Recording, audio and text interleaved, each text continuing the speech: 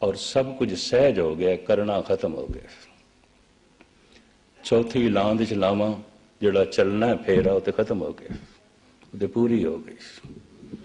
करना खत्म हो गया, जीवना आरंभ हो गया। हुण करना कुछ भी नहीं है, हुण उहदे च जीवना है। जीवना आरंभ हो गया। जन नानक बोले चौथी लावें, हर पाया प्रभ अविनाशी। उस परिपूर्ण परमात्मा नूं प्राप्त कर लिया जो नाश तो रहत है, जिहदी खातर कर्मां दे च प्रवृत्त होए सी, करदे रहे सी, अज निष्कर्म हो गए। परमात्मा का मिलना हो गया, निष्कर्म हो गया। जितने शब्द सन, जितना मैं खुलासा कर सकता सी, जितना समा सी, तुच्छ बुद्धि अनुसार थोड़े सामने ये सारियां विचारां रखियां ने। धन गुरु ग्रंथ साहब जी महाराज, धन गुरु रामदास जी महाराज महरामत करन, जिन्हां दी संरचना दी विचार कुछ संगतां दे मंग मुताबक थोड़े सामने आरंभ कीती सी। इंज कह लो मेरा समा समाप्त, मेरी कथन शक्ति समाप्त, मेरी सोचन शक्ति की समाप्ति इन्हां चार लावां दे विचारां दी समाप्ति नहीं है। ये मैं अर्ज करा क्योंकि वधा ये तो वध है, ये तो वध है। जिथे भी कथा मनुख समाप्त करता है, एक कथावाचक का समा समाप्त होता है, उहदी सोचन शक्ति समाप्त होती है, उहदी कथन शक्ति समाप्त होती है। गुरु का शब्द समाप्त नहीं होता, शब्द की विचार समाप्त नहीं होती। धन गुरु रामदास जी महाराज ने जितनी कृपा की थी, जितनी बख्शिश की थी, थोड़े सामने रखी है। अरदास है धन गुरु ग्रंथ साहब जी महाराज दे चरणों च, सुन के निष्कर्म अवस्था नूं तुसी प्राप्त करो, सुना के मैं प्राप्त कर सका। मैं थोड़े लिए अरदास करा, तुसी मेरे लिए अरदास करो, और इस तरह सारियां दी जीवन यात्रा सफल होवे। बार बार सारियां दा धन्यवाद, बुल चुक दी क्षमा। वाहिगुरु जी का खालसा, वाहिगुरू जी। भगत नामदेव जी महाराज समझा रहे ने, काहे रे नर गर्भ करत हो, हे मनुख क्यों झूठा हंकार करना है। बिन सजाए झूठी दे, ये अपवित्र दे ही अज है ते कल नहीं। ये दुर्गंध है, ये हड्डियां है, ये मैल है, ये खून है, ये मांस है, ये पाक नहीं हो सकती। खलड़ी पाक असी कर लेने रोज पानी नाल साबण नाल। क्या शरीर के अंदरों ये सारी शुद्धि हो सकती है इस पानी नाल साबण नाल? कतई नहीं। दुर्गंध है, मांस है, बिष्टा है, बिष्टा अस्त रकत परेटे चाम, तो ये बिल्कुल शुद्ध नहीं हो सकती। हो सकती है दुर्गंधी शरीर की सुगंध दे च बदल जाएगी। ये भी मैं अर्ज करते हैं। शरीर के अंदर का खून अमृत बन जाएगा, अमृत बन जाएगा।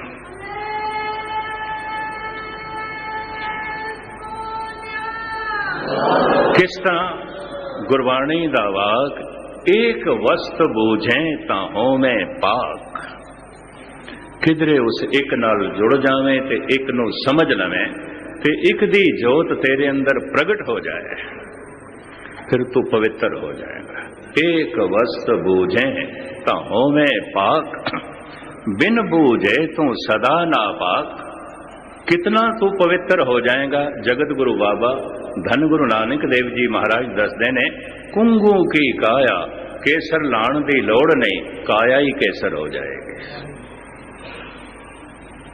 इनू केसर मलन की लौड़ नहीं, ये सामने केसर भी मैंने नहीं रखेगा, यदि काया इतनी पावन हो जाएगी। कुंगू की काया रत्ना की ललता, यदि जबान मानो रत्ना नाल जड़त हो जाएगी। जो भी बोल होवेगा रत्ना तो घट नहीं होवेगा। अगर वास तन सास, ओदे श्वासां दे च बदबो नहीं होवेगी, चंदन दी महक होवेगी। ये गुरु नानक की पंक्ति है। मैं किधरे पटना साहब अर्थ कर बैठा, वो अपने सवासां नूं सफल कर लैंदा है। सेवा करके वो अपने तन नूं पावन कर लैंदा है। संत करतार सिंह जी सामने बैठे सन, बड़े अनुभवी पुरुष, दास दी उन्हां नाल गूढ़ी मित्रता सी, बड़ा प्यार सी। ये अस्थान दी सेवा, छत दी इस मंजी साहब दी सेवा वो करांदे रहे। सुल्तानपुर साहब, बेरी साहब, पटना साहब हर साल अलवर समागम ते पहुंचते सन। मेरे कमरे च आ गए। पटना साहब दी गल, ज्ञानी जी इते सुगंध के है, अगर वास तन सास, श्वासां दे चंदन दी महक हो जाती है। तुसी अर्थ कीते ने श्वास सफल हो जाते हैं। मैं कि यही अर्थ बनते ने, टीकेकारां ने भी यही कीते ने, मेरी समझ दे भी यही आए ने। कहन लगे नहीं, ओदे मूँह दे च बदबू नहीं रह जाती, ओदे श्वासां च बदबू नहीं आती। जे श्वासां दे च बदबू है, अजे नौ नित नाम इस दे अंदर प्रगट नहीं होया, नहीं होया। फिर उन्होंने मैनू एक वाकया दसिया सी, शायद मैं तुहानू सरवण कराया। गंज डडवाड़े दा जिला एटा दा कस्बा, एक बजुर्ग बाबा उत्थे गुरुद्वारे दे बैठ के सारा दिन बाणी पढ़दा सी। कित्थों आया ये उत्थों दियां संगतां नूं नहीं पता सी। 30-40 दे करीब उत्थे सिंघां दे घर ने, पिछों गुजरात तो आए ने, गुजरात पाकिस्तान। छोटियां छोटियां दुकानां ने उन्हां दियां कपड़े दियां, छोटा जिहा गुरुद्वारा बनाया। एक दिन वो बाबा कहन लगा, मैं कल चले जाना है। सवेरे सवेरे संगतां आउंदियां सन ते संगत हाथ जोड़ के कहने लगी, बाबा जी क्यों जाते हो?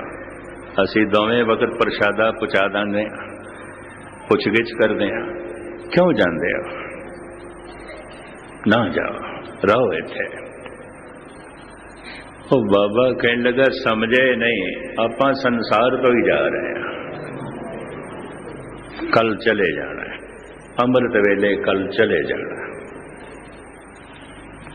सारियां दी समझ दे च गल आई।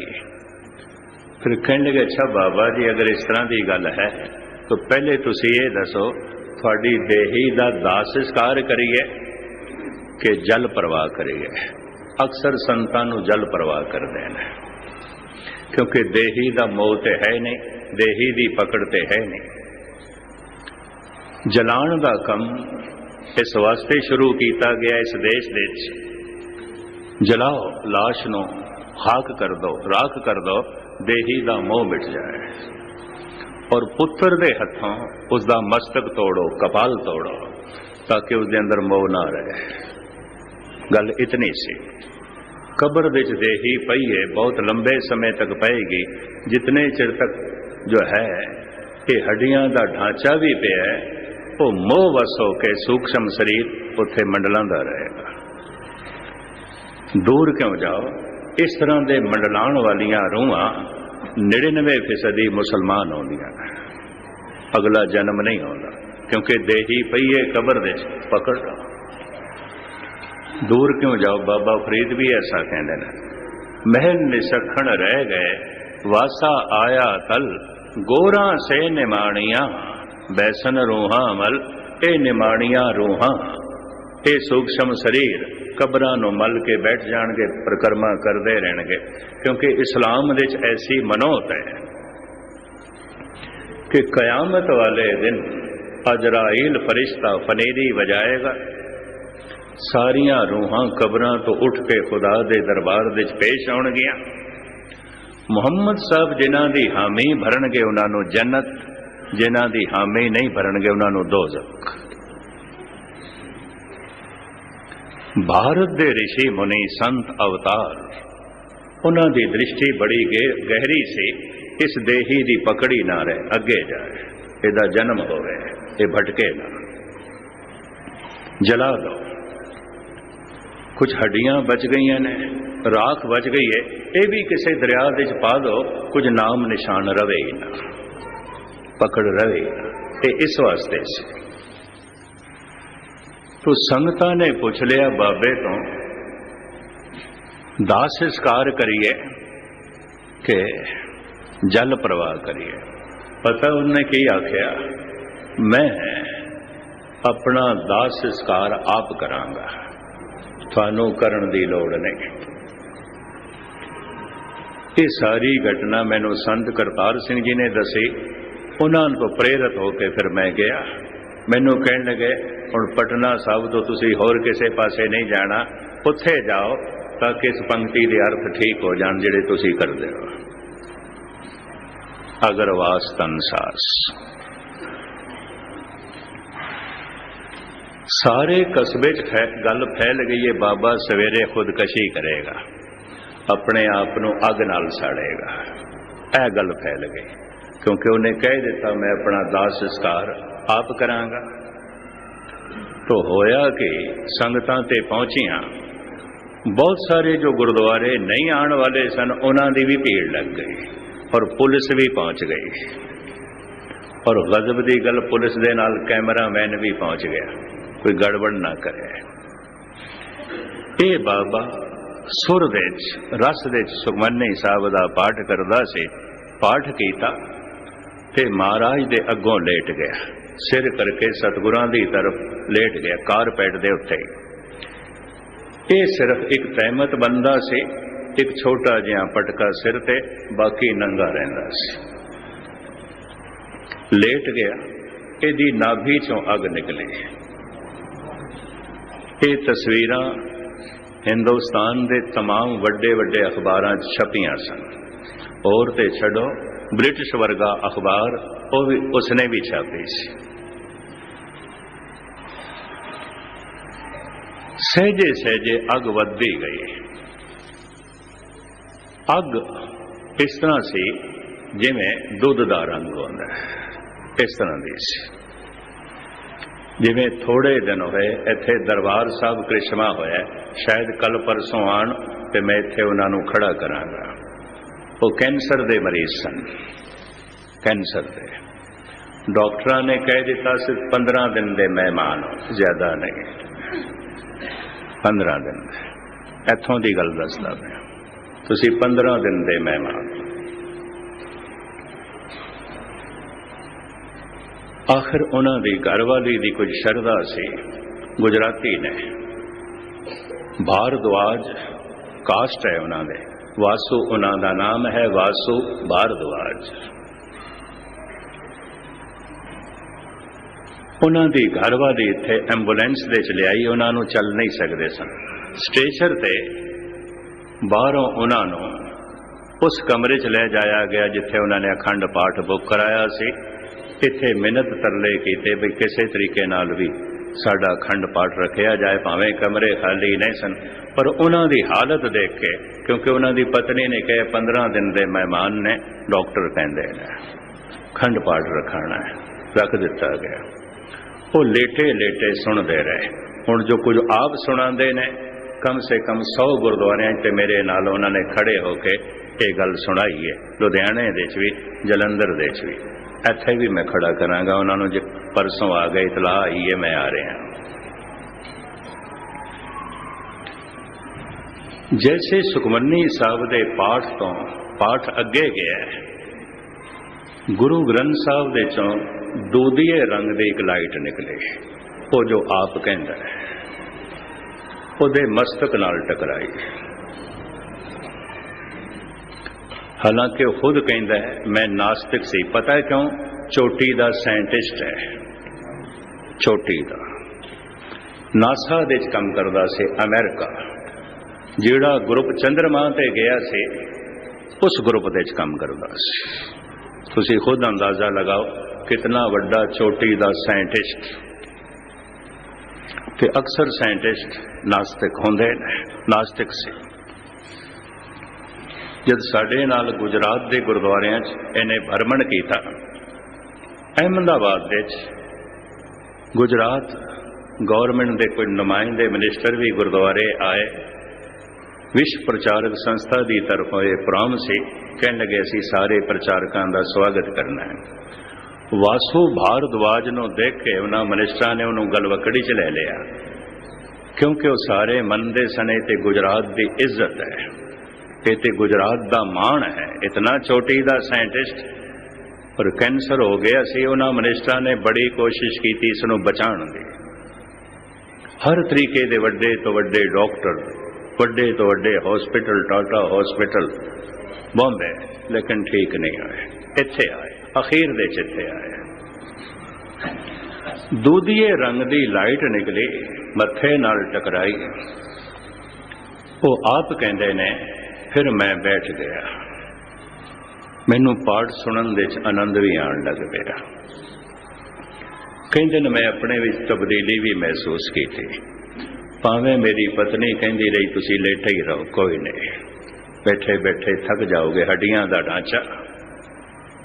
वाल सारे लै गए सन, अखां दे बरवेटे भी जिवें कैंसर के मरीज दे हो जांदे ने दवाइयां नाल। रब दी नेत पाठ दा भोग पिया, अरदास होण लगी ना, ये अरदास दे खड़े हो गए। थानू शायद पाठी सिंह भी दसन, वो आप कहते ने पाठी सिंघां नूं मैं जानदा जिहड़े उत्थे मौजूद सन। आप खड़े हो गए। 7 दिन इत्थे रहे ने, बाकी दिनां च इशनान भी करते रहे, दरबार साहब हाजरी भरते रहे, एंबूलेंस दे च आए, स्टेशन विच लैके इत्थे तक आए, आराम नाल प्लेन दे ट्रेन दे च बैठ के गए।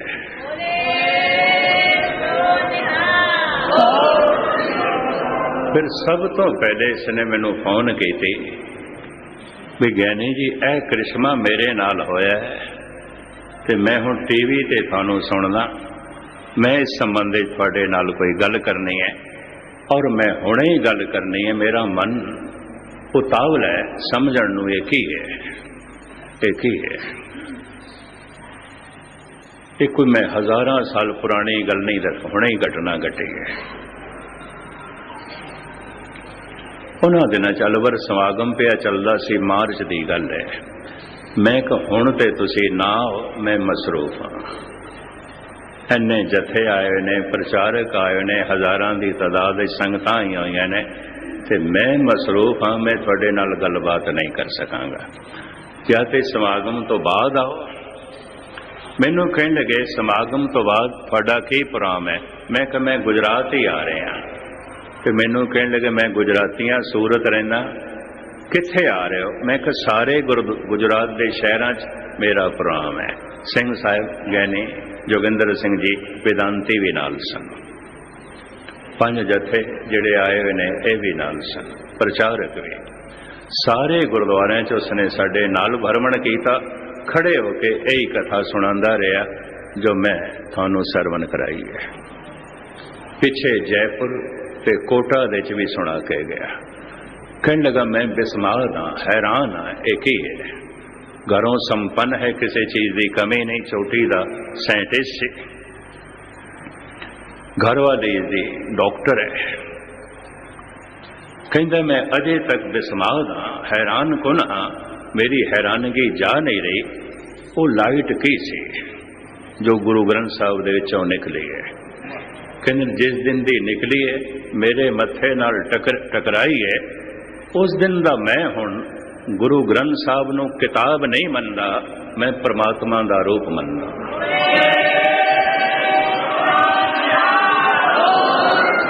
पोथी परमेश्वर का स्थान उहदे मन दे इतना सत्कार पैदा हो गया, इतनी भावना जो है पैदा हो गई है।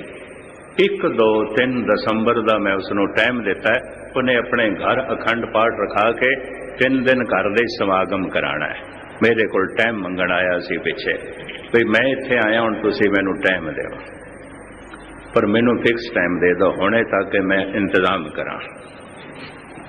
तो 1, 2, 3 सितंबर का फिर मैनू कहण लगे तुसी इकल्ले नहीं आना, जितना ग्रुप थोड़े नाल है सारा आवे, सारियां दे मैनू नाम लिखाओ ताकि मैं सारियां दी आण जाण दी टिकटां तुहानूं दे जावां।